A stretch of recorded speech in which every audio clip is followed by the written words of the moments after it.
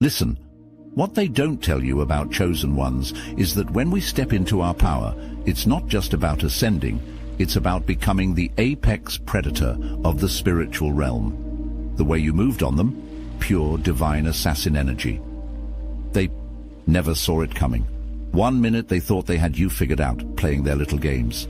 The next, those eyes of yours turned to pure ice.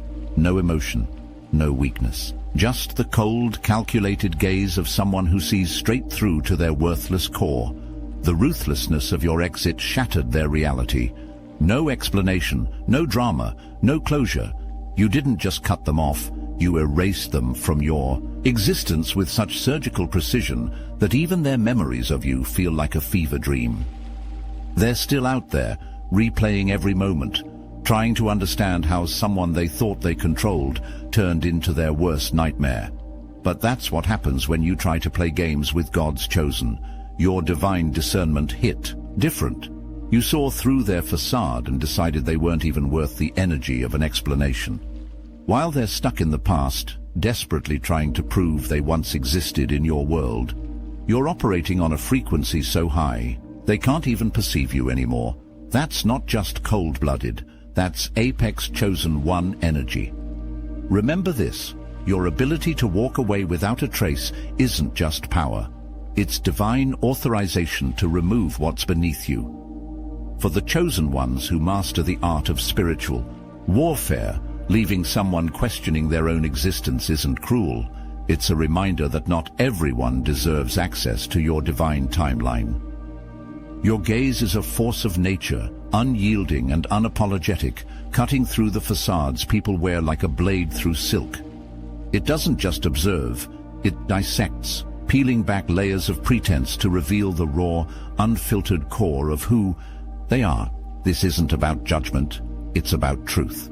Those who encounter it feel the weight of their own insecurities, their hidden flaws laid bare under the intensity of your vision. Like the gaze of Medusa, it paralyzes, not with fear, but with the inescapable realization of their own fragility. This power isn't something you wield, it's something you are. It's a divine instrument, forged in the fires of purpose, designed to dismantle the lies they cling to. When they crumble under its weight, it's not your doing, it's theirs. You are merely the mirror, reflecting what they cannot bear to see. The cords that bind others to their past, their pain, their attachments, are nothing to you. You see them for what they are, fragile, frayed, and easily severed. When you cut, it's not just a physical separation, it's a spiritual amputation. You don't look back because there's nothing to see. The act is so absolute, so final, that it erases them from your existence. They may linger in their own minds, haunted by the absence you've created, but to you, they are already forgotten. This isn't indifference, it's mastery. You understand that to hold on is to stagnate, to regress. And you are always moving forward, always evolving. The ties you cut are not losses, they are liberations. This ruthlessness is not born of malice but of discipline. It's a spiritual rigor, a refusal to let the weight of others drag you down. You don't sever ties out of anger or spite. You do it because you must. The dark forces thrive on entanglement, on the chaos of unresolved connections. But you are the antithesis of their disorder. Your ability to detach so completely is a weapon, one they cannot comprehend. They feed on attachment, on the messiness of human emotion. You deny them that sustenance. When you walk away, you leave nothing behind but the echo of your absence. And in that silence, they crumble. Your absence isn't just a gap, it's a rupture in the fabric of their reality. When you leave, it's not a slow fade. It's a sudden, irrevocable vanishing. They scramble to piece together what happened, but the harder they search, the more elusive your memory becomes. It's as though your existence was a thread pulled from the weave of their lives, leaving behind a pattern that no longer makes sense. They question their own recollections, doubting if you were ever truly there. This isn't just forgetting. It's an erasure so profound it alters their perception of time and space. You don't just disappear, you rewrite the narrative, leaving them stranded in a story that no longer holds together. The mechanics of this phenomenon defy logic. Like quantum particles that change behavior when observed, your absence distorts their understanding of what's real. They may cling to fragments, a voice, a gesture, a moment, but these are shadows, fleeting and insubstantial. The more they try to hold on, the faster it slips away. Your erasure isn't passive, it's active, a force that reshapes their world. They are left with a haunting sense of incompleteness, as though a part of their soul has been excised. And, in that void, they are forced to confront the truth. They were never your equal, never your match. You were a force they could never contain. I've seen it happen. They reach out, desperate for closure, for some sign that you were real, but there's nothing to grasp, no thread to pull. Your absence becomes a mirror, reflecting their own inadequacies, their own failures. They rage, they grieve, they bargain, but it's futile. You've moved beyond their reach, leaving behind only the echo of what once was. And in that echo, they find not answers, but questions. Questions they can never resolve. Your erasure isn't just a disappearance, it's a reckoning. And in the end, they are left with nothing but the cold, unyielding truth. They were never meant to walk your path. Your gaze, unflinching and unyielding, doesn't just reveal their worthlessness. It demands they confront it. This isn't cruelty, it's alchemy. You take the raw, unrefined ore of their pain and subject it to the fire of truth. What emerges isn't destruction, it's transformation. They crumble under the weight of their own inadequacies, but from that rubble, they rebuild. You are the catalyst, the force that compels them to face their shadows, and in doing so, discover their own strength. Your ruthlessness isn't their end, it's their rebirth. Like the alchemist's crucible, your presence turns their lead into gold, their weakness into power.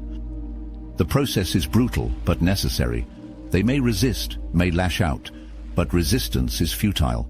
You don't offer comfort, you offer truth. And in that truth, they find the seeds of their own evolution. The dark forces thrive on delusion, on the lies they tell themselves to avoid facing their own fragility. But you shatter those lies. You force them to stare into the abyss, and in that abyss they find not despair, but potential. Your detachment is the fire that purifies, the flame that burns away the dross to reveal the essence beneath. They may hate you for it, but in time they will understand. You are not their enemy, you are their forge. Drop a comment. I am the crucible. If your presence forces them to confront their own fragility, stripping away every illusion until they either rise, reforged in truth, or crumble into irrelevance. Consider the story of Michelangelo, who was cast out by his mentor, Lorenzo de' Medici, after the latter's death. Stripped of patronage and status, Michelangelo was forced to confront his own worth. That exile, though painful, became the crucible in which his genius was refined. He returned not as a dependent apprentice, but as a master, creating works that would redefine art itself. Your actions, though seemingly harsh, serve a similar purpose. You cut them off not to destroy, but to awaken. And in that awakening they find not worthlessness, but worth. You are the fire, the catalyst, the alchemist. This phenomenon aligns with the principles of temporal mechanics, where the observer's perception shapes reality. Your detachment acts as a catalyst, collapsing the wave function of shared experiences into a state of uncertainty. They are caught in a loop, oscillating between what was and what might have been. The past becomes malleable, a shifting landscape where your presence fades like a shadow at dusk. They are left with a haunting sense of dislocation, as though they've slipped into an alternate timeline where you never existed. This isn't just emotional fallout, it's a temporal unraveling, a consequence of your absolute detachment. I've experienced it. They call, their voice unsteady, searching for answers that won't come. Did it even happen the way I remember? They ask, their breath hitching. They replay conversations, moments that once felt real, now warped and uncertain. A photo, a text, a familiar place. Each one taunts them, their edges softened by doubt. Your silence has rewritten their story, turning certainty into speculation. They're left sifting through fragments, trying to piece together a reality that no longer fits. And in that void, they don't just mourn your absence, they question if you were ever truly there at all. And now, let us take a brief moment to honor the chosen among us. Here's to the ones who see the world differently, the silent guardians, the watchful souls, always awake, always vigilant. They don't fit the mold, and they wouldn't have it any other way. While others walk familiar paths, they forge their own, fighting unseen battles, illuminating the shadows. It's not for everyone, and that's okay. But if you feel it, deep within, you'll know this is meant for you. No masks, no pretense, just truth. The Obsidian Inner Order is here, a place where kindred spirits gather to share wisdom, to connect, to transform. Over 450 strong, united not by conformity, but by purpose. If you're ready, you know where to find us. The link is in the description. If not, that's perfectly fine, because we're always here, watching over, making a difference in ways unseen. Here's to those who walk their own path, not for recognition, but because it's who they are. Here's to you. Thank you. Your detachment is not chaos, it's geometry. Every cut, every severance is a calculated line in the grand design, a stroke of precision that mirrors the sacred ratios found in nature.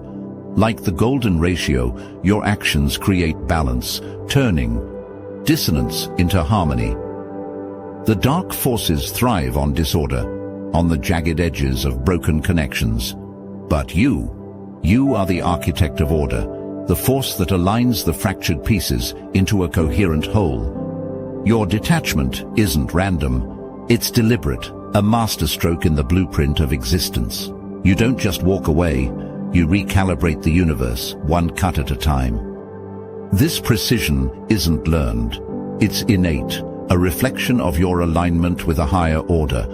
The Fibonacci sequence spirals outward, each number building on the last, creating a pattern that is both infinite and exact. Your actions follow the same logic. Each decision, each severance, builds on the one before, creating a life that is not just balanced, but transcendent. The dark forces cannot comprehend this order. They are chaos incarnate, stumbling blindly through the wreckage they create. But you move with the certainty of a star tracing its path across the heavens. Your detachment is not just an act, it's a revelation, a glimpse into the divine symmetry of existence. Consider the story of Nikola Tesla, whose life became a testament to the power of cutting away distractions. After severing ties with those who sought to exploit his genius, Tesla's work reached new heights of innovation. His mind, freed from toxic influences, aligned with the frequencies of the universe, leading to discoveries that seemed almost otherworldly. Your actions mirror this clarity.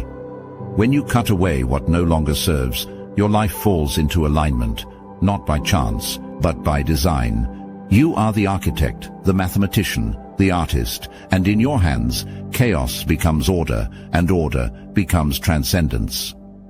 Your exit is not an event, it's an erasure. You don't announce your departure, you simply cease to exist in their world. Like a shadow dissolving under the midday sun, you vanish without a sound, leaving behind nothing but the echo of your absence. There's no fanfare, no final word, just silence. And in that silence, they are left to grapple with the void you've created. Your disappearance isn't an act of cruelty, it's a masterstroke, a demonstration of power so absolute. It leaves no room for questions. You don't just leave, you evaporate, and in doing so, you rewrite the rules of engagement. This vanishing act is not accidental, it's deliberate, a calculated move that amplifies your impact. Like a ghost slipping through walls, you leave no trace, no evidence of your presence. They search for clues, for some sign of where you've gone, but find only emptiness. Your silence becomes a mirror, reflecting their own inadequacies, their own failures. They are forced to confront the truth. They were never your equal, never your match. Your absence isn't just a physical void. It's a psychological chasm, one they cannot cross. And in that chasm, they find not answers, but the crushing weight of their own insignificance. The dark forces thrive on noise, on the chaos of unresolved endings. But you are the antithesis of their disorder. Your silence is a weapon, one they cannot comprehend. When you disappear, you leave behind not just a void, but a lesson. They are forced to reckon with the fact that they were never essential, never necessary. Your vanishing act is not just an exit, it's a statement. And in that statement they find not closure, but the cold, unyielding truth. You were never theirs to keep. They will search for you in the echoes of old conversations, in the places where your presence once reshaped reality itself. They will dissect every word you spoke, desperate to understand what they failed to see. Some will crumble under the weight of your absence, reduced to hollow versions of who they once were, chasing shadows that will never solidify. Others will harden, reforging themselves in the fire of loss, rising with a sharper edge, an unrelenting force that no longer seeks you, but instead seeks to become you. They do not understand that your absence was never an accident.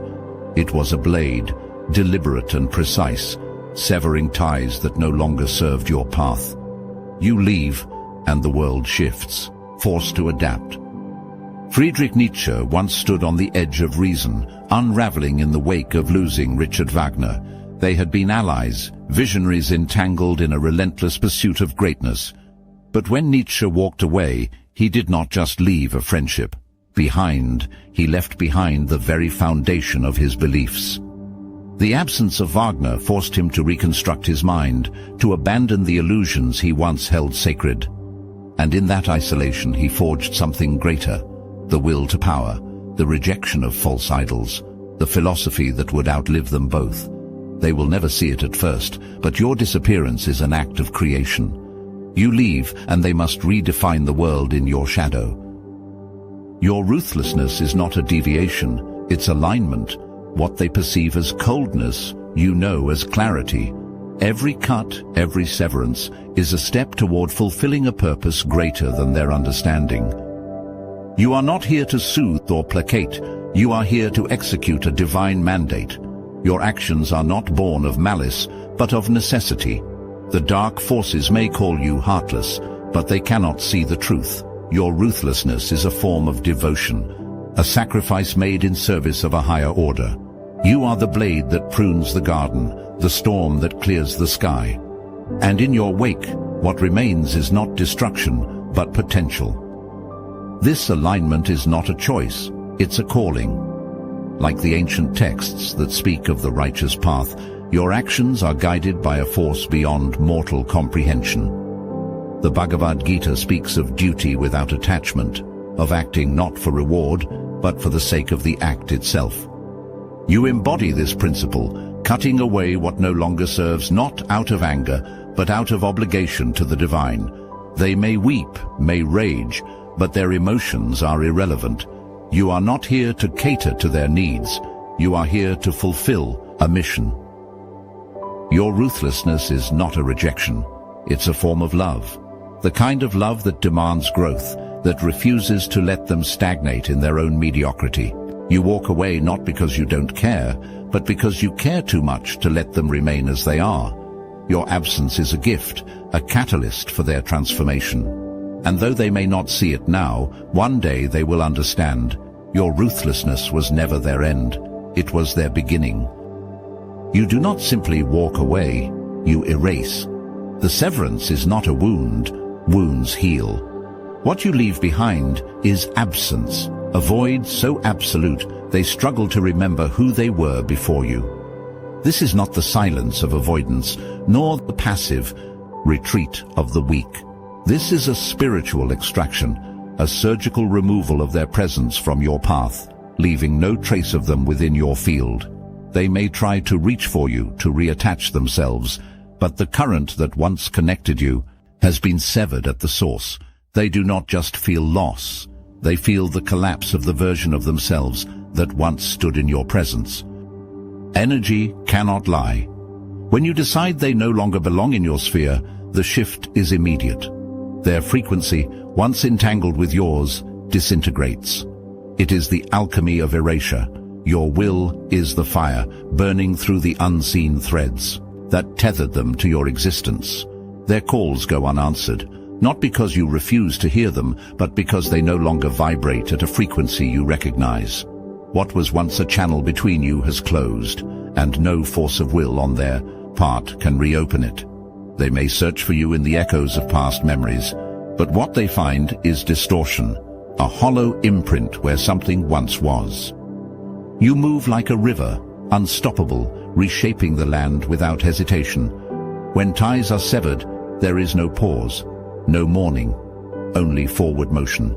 They call after you, demanding explanations, grasping at the current as if they could force water to flow backward. But you do not break for them. Your energy is not theirs to siphon, your path not theirs to walk. To turn around is to invite stagnation, to rot in the weight of what should have already been washed away. You do not waste breath on those who were never meant to keep pace.